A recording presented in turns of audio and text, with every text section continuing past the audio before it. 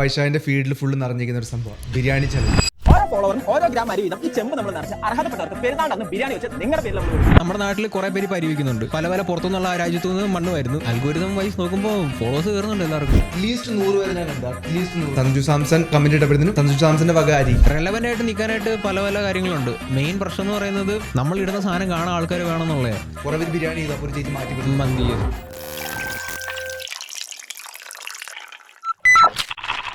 വൈശാഖിന്റെ ഫീൽഡിൽ ഫുള്ള് നിറഞ്ഞിരിക്കുന്ന ഒരു സംഭവം ബിരിയാണി ചലഞ്ച്.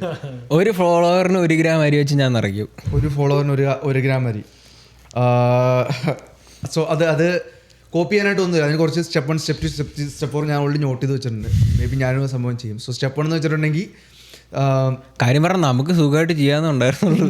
ചെമ്പൊക്കെ ഉണ്ടായിരുന്നു. സ്റ്റെപ്പ് 1 എന്ന് വെച്ചിട്ടുണ്ടെങ്കിൽ day one of biryani challenge. And ഓരോ ഫോളോവേഴ്സിനും ഓരോ ഗ്രാം അരി വെച്ച് ഞാൻ ഇതിൽ നിറയ്ക്കും.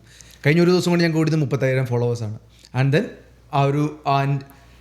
അപ്പോൾ ഇതുവരെ ഉണ്ടായിരുന്ന 1,40,000 ആയിരുന്നു. ഇനി 30,000 കൂടി ആഡ് ചെയ്തിട്ട് 170 ഈ 170 അരി ഞാൻ ഇത് അപ്പോൾ ഈ ഒരു സ്ഥലത്ത് നമുക്ക് ടെംപ്ലേറ്റിൽ വേണമെങ്കിൽ ഒന്നെങ്കിൽ ബിരിയാണി ആഡ് ചെയ്യാം അല്ലെങ്കിൽ മന്തി ആഡ് ചെയ്യാം. അത് നിങ്ങൾക്ക് ചൂസ് ചെയ്യാം.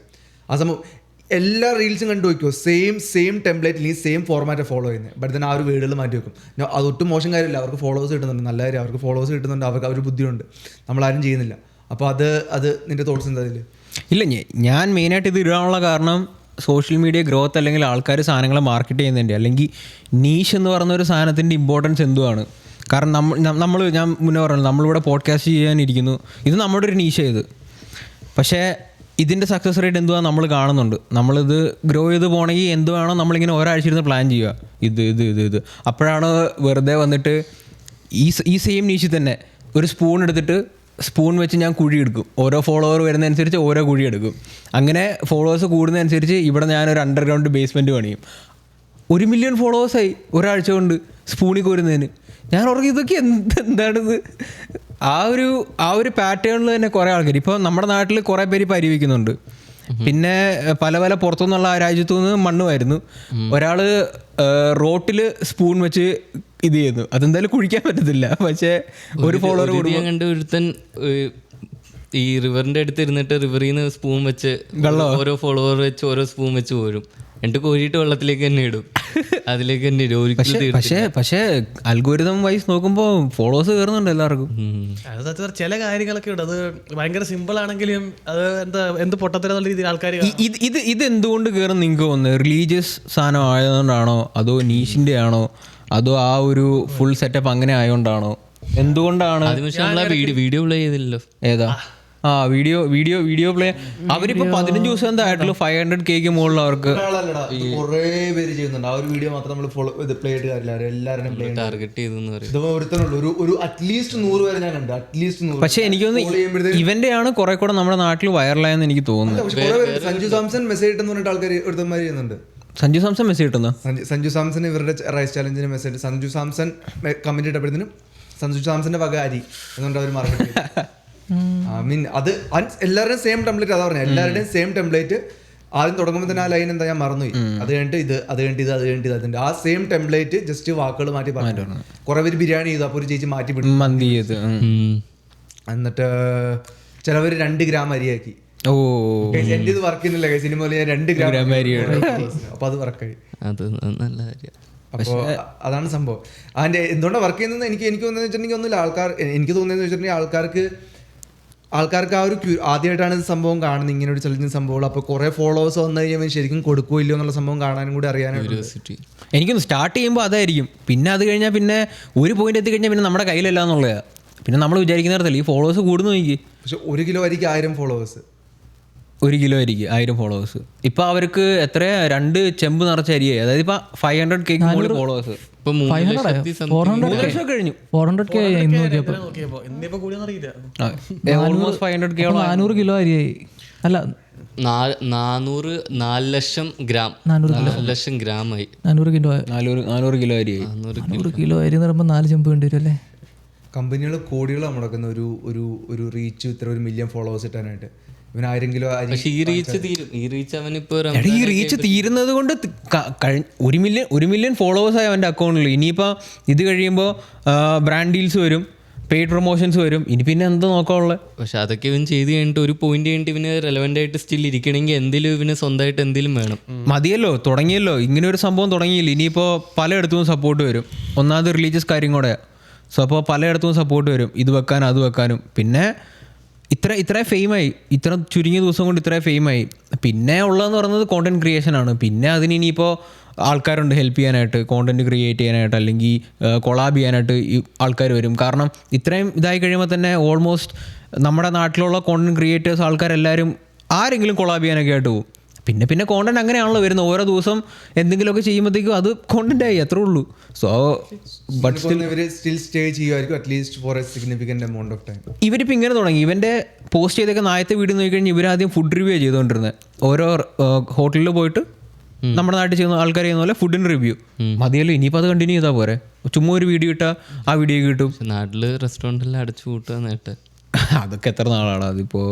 അതല്ല ഗ്യാസിൻ്റെ മനസ്സിലായി. പക്ഷെ എന്നാലും എനിക്ക് തോന്നുന്നില്ല ഇതിപ്പോൾ ഞാൻ അതാ പറഞ്ഞേ, റെലവൻ്റ് ആയിട്ട് നിൽക്കാനായിട്ട് പല കാര്യങ്ങളുണ്ട്. മെയിൻ പ്രശ്നം എന്ന് പറയുന്നത് നമ്മളിടുന്ന സാധനം കാണാൻ ആൾക്കാർ വേണമെന്നുള്ളതാണ്. അത് ഓൾറെഡി ആയി.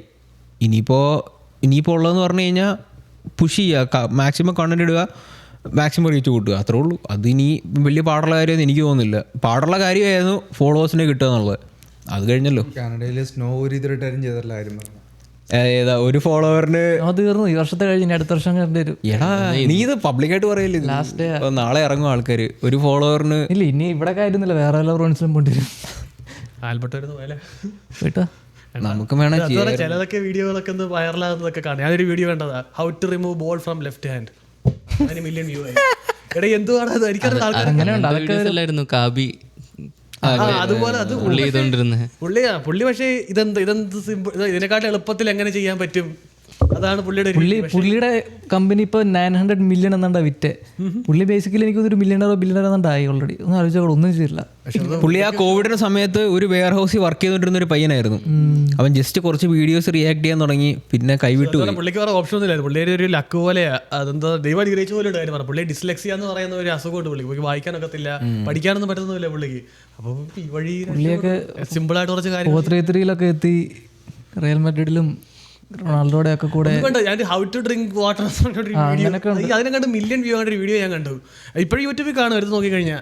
അതിനൊക്കെ എന്തിനാണ് 1 million വ്യൂ കയറുന്നത് എനിക്ക് മനസ്സിലായിട്ടില്ല. ചിലർക്കൊക്കെ ഇത്ര സിമ്പിൾ ആയിട്ടുള്ള കാര്യം, അപ്പോൾ ചിലരൊക്കെ താഴെ കമന്റ് ഇടും, ഓ എന്താ ഇൻസ്ട്രക്ഷൻ അൺക്ലിയർ എന്നൊക്കെ പറഞ്ഞു. അവർക്കത് തമാശയാ, കൂടുതലും തമാശയായിട്ടായിരിക്കും മിക്കവാറും. അടുത്ത് പറയും അടുത്ത വേറെ എന്തെങ്കിലും സിമ്പിൾ ആയിട്ടുള്ള ടാസ്ക് ഉണ്ട്, അടുത്ത് ഇതിന്റെ ട്യൂട്ടോറിയൽ ചെയ്യാമെന്നൊക്കെ ചോദിക്കും.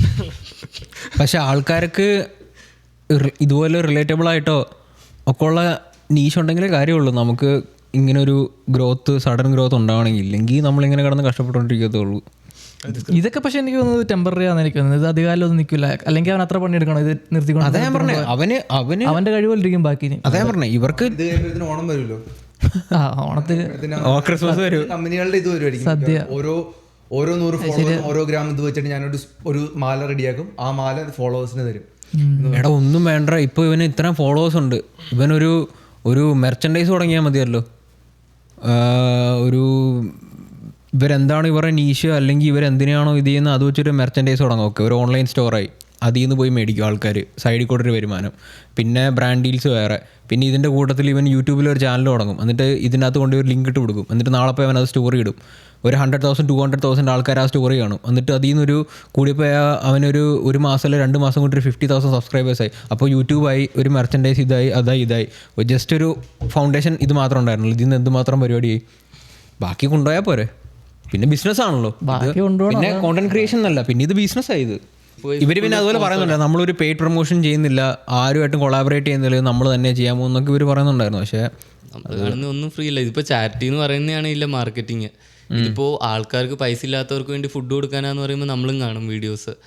അത് നമ്മുടെ ഒരു ഹ്യൂമൻ നേച്ചർ. നമുക്കൊന്നും നഷ്ടമില്ല, ജസ്റ്റ് ഒരു ഫോളോ ബട്ടൺ ചെയ്താൽ മതി, നമുക്ക് നഷ്ടമില്ല ചാരിറ്റി ആണെന്ന് പറയുമ്പോൾ. പക്ഷേ എനിക്ക് അതിലും ഇൻട്രസ്റ്റ് ആയിട്ട് ഞാൻ നോക്കുന്നതെന്ന് വെച്ചാൽ ഇവരെങ്ങനെയാണ് ഇത് ഇത്രയും ബൾക്കായിട്ട് ഫുഡ് ഉണ്ടാക്കാൻ പോണേന്നാണ് എനിക്ക് കുറച്ച് ക്യൂരിയോസിറ്റി തോന്നിയത്. 5000 പേർക്ക് ബിരിയാണി ഉണ്ടാക്കുക എന്ന് പറഞ്ഞാൽ അത് ചെയ്യുന്ന ചുരുക്കം ആൾക്കാരേ ഉള്ളൂ.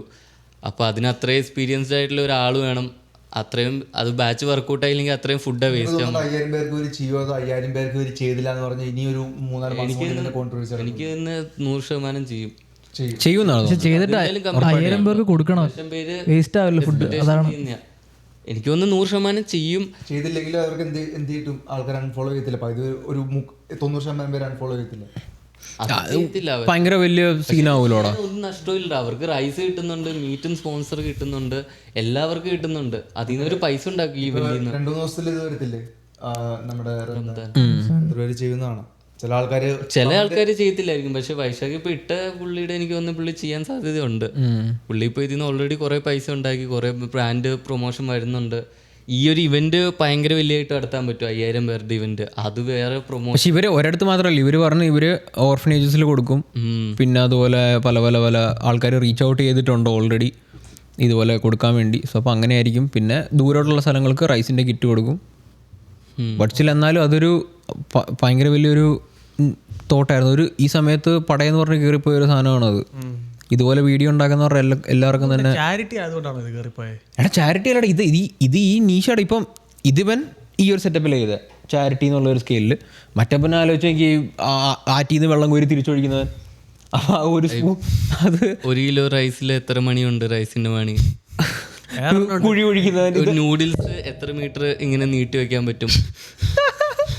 ഒരു മാഗി പാക്കറ്റിൽ നിന്ന് ഉണ്ടാക്കി കഴിഞ്ഞിട്ട് ഇങ്ങനെ അളന്ന് വെക്കും.